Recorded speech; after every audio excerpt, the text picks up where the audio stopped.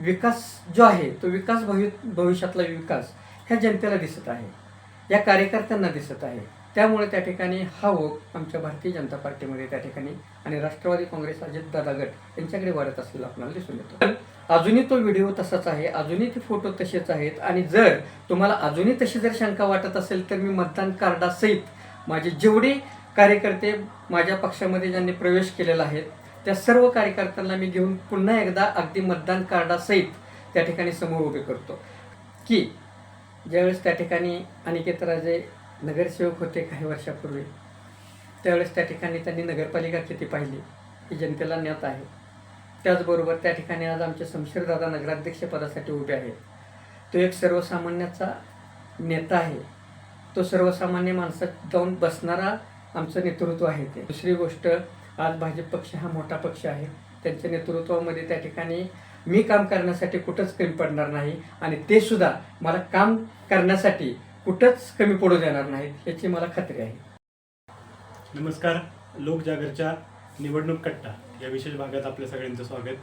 फलटण नगर परिषद निवडणुकीत प्रभाग क्रमांक 12 मध्ये भारतीय जनता पार्टी विरुद्ध शिवसेना असा एक हाय व्होल्टेज सामना रंगलेला आहे आणि या सामन्यातील एक प्रमुख खेळाडू श्री अरुण हरिभाऊ खरात यांच्याशी आज आपण गप्पा मारणार आहोत.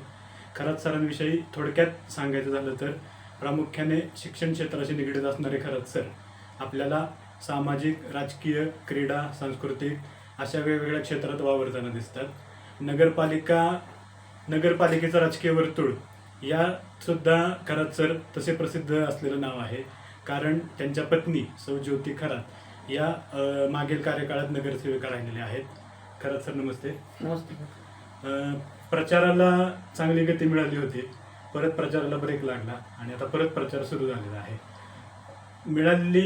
प्रचाराची वाढीव मिळालेली संधी ही नक्की डोकेदुखी आहे का संधी आहे, काय सांगाल? निश्चितपणाने जी आत्ता मिळालेली संधी आहे ती चांगलीच मिळालेली आहे, कारण काही ठिकाणी आम्ही पोचलेलो नव्हतो, त्या ठिकाणी पोचण्याची आम्हाला परत एकदा संधी मिळाली.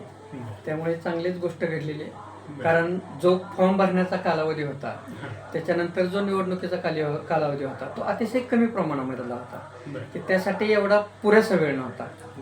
पण खरं तर त्या पिरियडमध्ये सुद्धा आम्ही बरेच जणांपर्यंत म्हणजे जवळजवळ सर्वांपर्यंत पोहोचण्याचा प्रयत्न केला होता, पण अजून एकदा पोहोचण्याची संधी आम्हाला ह्या कारणामुळे मिळाली.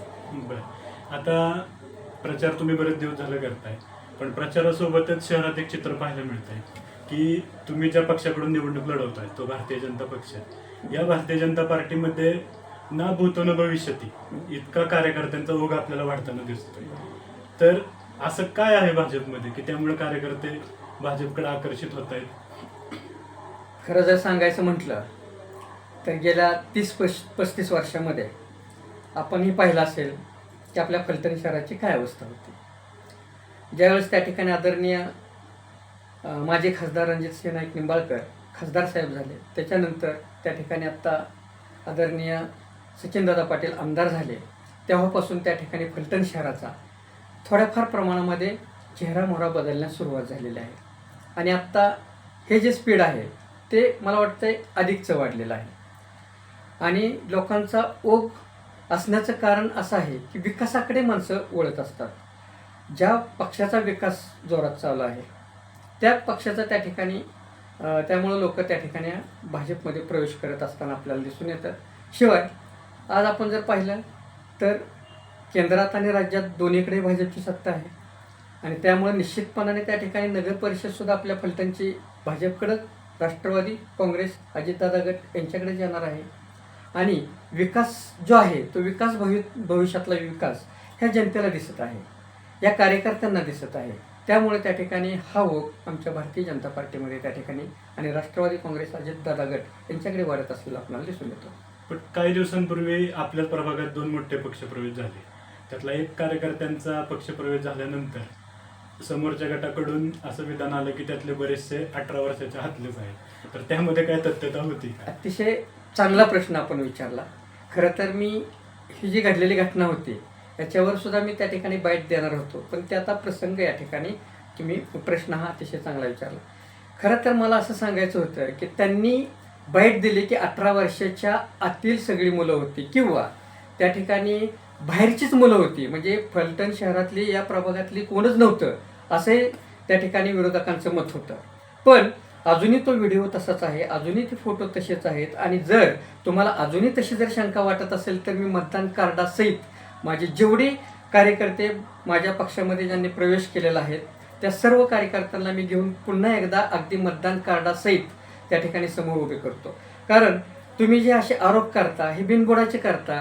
काय झाले, आता विरोधकांची पायाखालची वाळू त्या ठिकाणी घसरू लागलेली आहे, पाय त्यांचे लटपटू लागले आहेत. त्या अनेक प्रवेश माझ्या प्रभाग 12 त्या ठिकाणी मोठ्या प्रमाणात झालेले आहेत आणि त्यामुळे त्या ठिकाणी हे असे काहीतरी वेगळे गोष्टी करायच्या, चुकीच्या गोष्टी करायच्या, लोकांना परत परत फोन करून त्रास द्यायचा, असं की जो आपला माणूस आहे त्याला सुद्धा त्रास दिल्यानंतर आपला माणूस काय अवस्थेत असेल अशी परिस्थिती त्यांनी त्या ठिकाणी निर्माण केलेली आहे.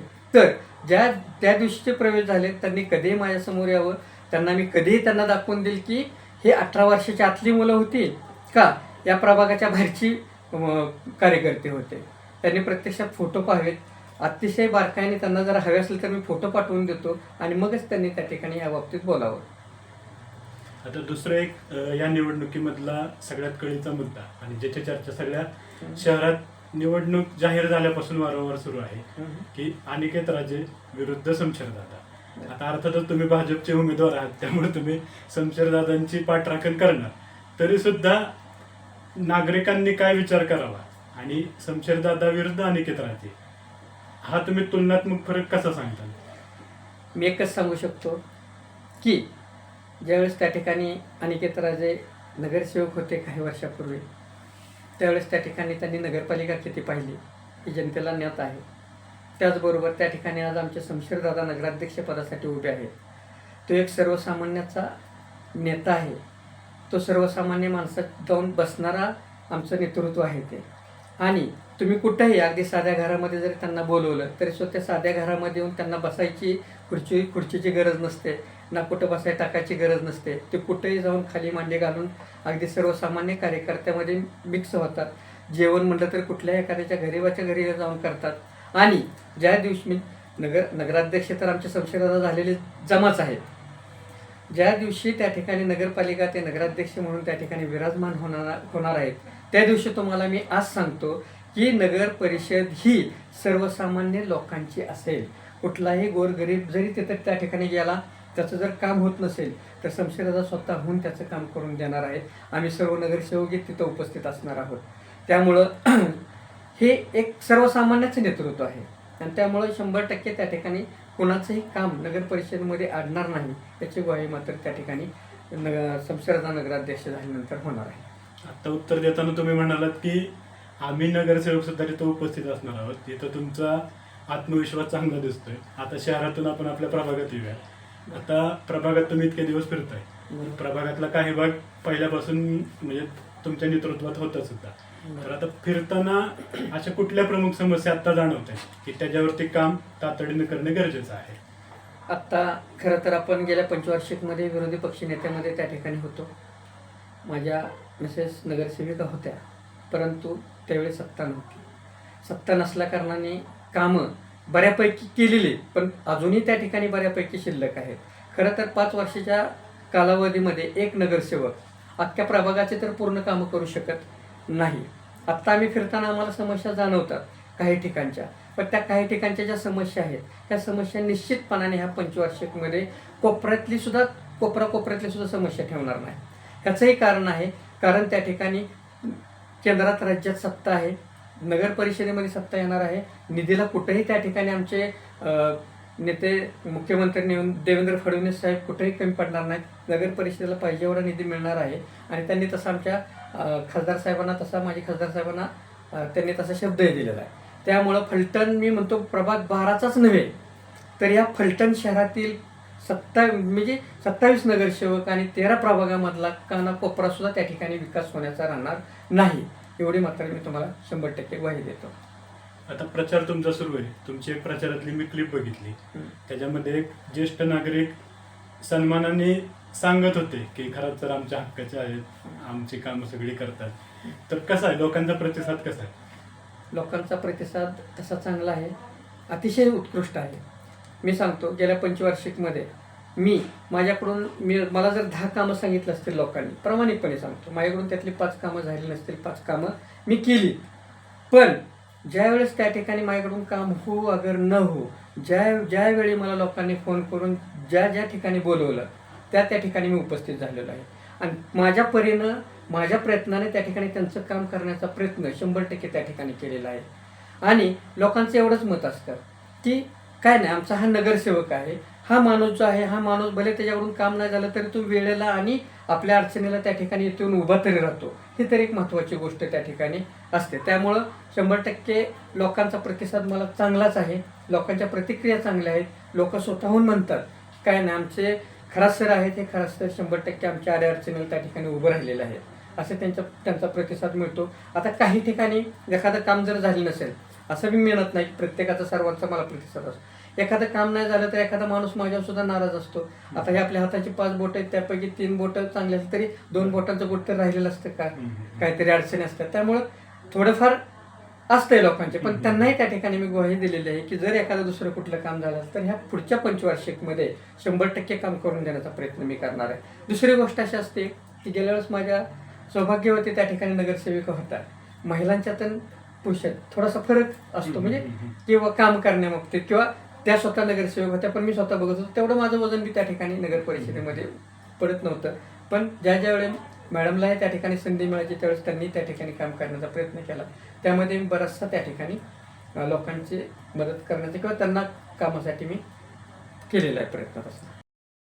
सर, आणखीन एक प्रश्न होता की आतापर्यंत प्रभागात तुमच्याकडून कुठली ठोस कामं झालेली आहेत आणि पुढील 5 वर्षात तुमच्या काय डोक्यात काय आहे, एखादा ॲक्शन प्लॅन किंवा महत्त्वाची कामं ही आपल्याला करायचीच आहेत अशी? आपण गेल्या पंचवार्षिकमध्ये बरीचशी जवळजवळ 3-3.5 कोटीची कामं केलेली आहेत. त्यामध्ये जर आपण पाहिलं तर स्वामी विवेकानंद नगरमध्ये जवळजवळ रस्ते, गटर पाईपलाईन, पिण्याची पाईपलाईन, सिमेंटचे रस्ते, असे विविध कामं त्या ठिकाणी स्वामी विवेकानंद नगरमध्ये केली. त्याचबरोबर जर आपण पाहिलं तर बारसकर गल्लीमध्ये म्हणजे डांबरी रस्ता केलेला आहे, पिण्याची पाईपलाईन केलेली आहे, गटर पाईपलाईन केलेली आहे, लाईटची बरीचशी कामं त्या ठिकाणी आपण केलेली आहेत. आणि ही पद्मावती नगरमधली बरीचशी कामं त्या ठिकाणी केलेली आहेत. पिण्याची पाईपलाईन होती ती पद्मावती नगरला पाण्याचा खूप प्रॉब्लेम होता, तो प्रॉब्लेम सोडवण्यासाठी साहिंची पाईपलाईन आपण पद्मावती नगरला फक्त पद्मावती नगरपर्यंत त्या ठिकाणी घेऊन गेलेलो होतो. अशी विविध कामं त्या ठिकाणी विकास कामं आपल्या हातून झालेले आहेत. आणि आता पुढील पंचवार्षिकमध्ये जर तुम्ही म्हणत असाल तर पुढील पंचवार्षिकमध्ये बरेच ठिकाणी आता माझ्याकडे काही नवीन भाग आलेले आहेत. त्या नवीन भागामध्ये शनिवारवाडा आलेला आहे, वडरगल्ली आलेले आहे. त्यामधले जर आपण पाहिलं तर अंतर्गत रस्त्याचे प्रॉब्लेम आहेत, बऱ्यापैकी झालेले आहेत, बऱ्यापैकी अजून आहेत. असे जे काय अपूर्ण काम असेल ते आपण पूर्ण करणार आहोत. त्याचबरोबर त्या ठिकाणी आमची बारसकर गल्ली आहे, बारसकर गल्लीतला काही रस्ते आहेत, पिण्याची पाईपलाईन आहे, जे लवकर पाणी येतं 5 वाजता, ते पाणी त्या ठिकाणी उशिरा थोडंसं आलं पाहिजे. अशा हिशोबाने बरीचशी काही कामं राहिलेली आहेत, ती कामं अपूर्ण कामं पूर्ण करण्याचा प्रयत्न या ठिकाणी पुढच्या पंचवार्षिकमध्ये करणार आहे. आपल्या विरोधी पक्षाचे म्हणजे निवडणुकीतल्या राज्याचे उपमुख्यमंत्री फलटणला येऊन गेले होते. बरोबर. आणि त्यांच्या सभेमध्ये त्यांनी काय आश्वासने दिली, त्यामध्ये विविध गृहनिर्माण प्रकल्पाच्या मार्फत लोकांना हक्काची घरं देण्यात येतील, हा एक त्यांनी मुद्दा इथं सांगितलेला होता. तर तसे काही लाभार्थी आपल्या प्रभागामध्ये सुद्धा आहेत, तर त्याबद्दल काय सांगता तुम्ही? बराचसा भाग आपला हा स्लिम एरिया आहे, त्यामुळे त्या ठिकाणी या भागामध्ये याची गरजच आहे. एक खरं सांगायला गेलं तर दत्तनगर हा भाग आहे. दत्तनगर भागामध्ये सुद्धा त्या ठिकाणी अनेक झोपडपट्टी असतात, छोटी छोटी बोळ असतात, त्यामधून येण्या जाण्यासाठी गटर, पाणी याची अतिशय वाईट परिस्थिती, बिकट परिस्थिती आहे. अशा ठिकाणी त्या ठिकाणी आम्ही एक नवीन असा प्रकल्प म्हणजे आदरणीय आमचे खासदार साहेब रणजितदादा यांना या ठिकाणी हे सूचित केलं होतं किंवा त्यांनी सांगितलेलं होतं की आपण या ठिकाणी काय करू शकतो, तर ही जागेमध्ये त्या ठिकाणी चांगल्या मोठमोठ्या ओनरशिप बांधून त्या ठिकाणी त्यांचं राहणीमान उंचवण्याचा प्रयत्न त्या ठिकाणी आपण करणार आहोत. त्याचबरोबर त्या ठिकाणी आमची सफाई कामगार कॉलनी हा सध्या माझ्याकडे भाग आलेला आहे.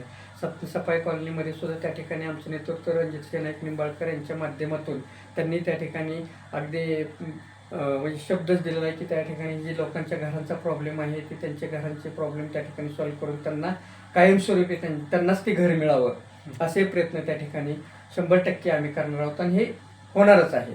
अशा पद्धतीने एक पुढील म्हणजे हक्काच्या घरासाठी सुद्धा त्या ठिकाणी आमचे प्रयत्न 100% राहणार आहेत.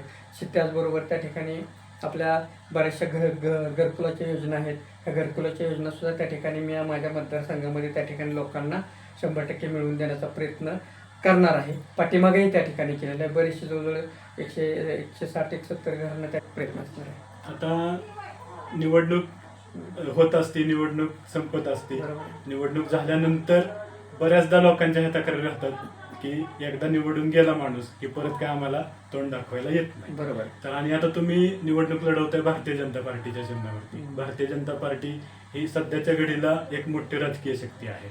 तर पक्षाचं सुद्धा नाव राहावं आणि तुमचंही नाव पुढे राहावं. तर यासाठी मतदारांशी कनेक्ट राहण्यासाठी तुम्ही काय तुमच्या डोक्यात योजना आहेत का पुढील 5 वर्षातल्या?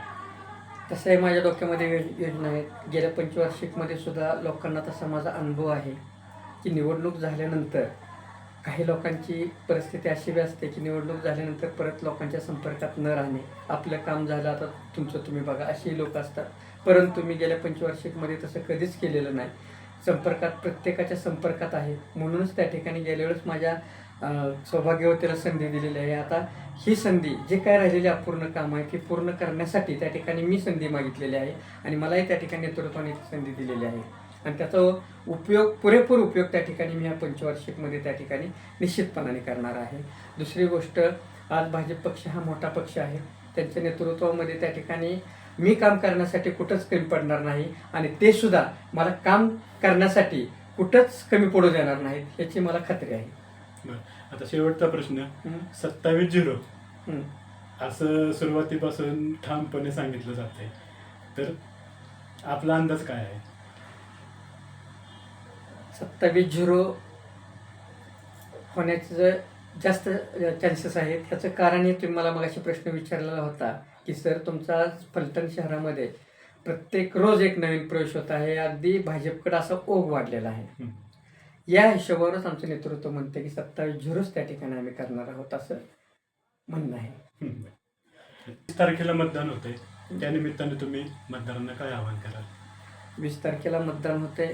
या मतदाना दिवशी त्या ठिकाणी खरोखर म्हणजे ज्या पक्षाच्या बाजूने त्या ठिकाणी प्रगतीचं काम चालू आहे, जो पक्ष प्रगती पथावर त्या ठिकाणी आहे अशा पक्षाला त्या ठिकाणी आपण मतदान करावं असं एक माझी विनंती आहे. त्याचबरोबर माझ्या प्रभागामध्ये माझ्याबरोबर असणाऱ्या माझ्या भगिनी स्वातीताई फुले, त्याचबरोबर मी स्वतः अरुण खरात, आम्ही दोघं नगरसेवक पदासाठी या ठिकाणी उभे आहोत. त्याचबरोबर आमच्या नगराध्यक्ष पदासाठी आमचे शमशेर नाईक निंबाळकर हे त्या ठिकाणी उभे आहेत. तरी आपण या ठिकाणी कमळ आणि घड्याळ या दोन्ही चिन्हावर ज्या ठिकाणी घड्याळ असेल त्या ठिकाणी घड्याळावर शिक्का मारावं. त्याचबरोबर त्या ठिकाणी ज्या ठिकाणी कमळ असतील त्या कमळावर शिक्का मारून आम्हाला त्या ठिकाणी प्रचंड बहुमताने 20 तारखेला त्या ठिकाणी मतदान करून प्रचंड बहुमताने निवडून द्यावं हीच मी माझ्या मतदार बंधू भगिनीला या ठिकाणी विनंती करतो. हे होते अरुण खरात सर. त्यांनी आपल्याला आपल्या प्रत्येक प्रश्नाला एकदम आत्मविश्वासाने आणि ठामपणे उत्तर दिलेलं आहे. शमशेरदादांचं नेतृत्व कसं गरजेचं आहे, कसं लोकमान्य आहे. शिवाय रणजितदादा, आमदार सचिन पाटील यांच्यावरही लोक विश्वास ठेवून भाजपमध्ये प्रवेश करत आहेत, राष्ट्रवादीमध्ये प्रवेश होत आहे, हे त्यांनी आपल्याला सांगितलेलं आहे. आता येत्या 20 तारखेला मतदान झाल्यानंतर 21 तारखेच्या निकालात काय होईल हे आपल्याला स्पष्ट होईलच. तोपर्यंत थांबूया. नमस्कार. नमस्कार.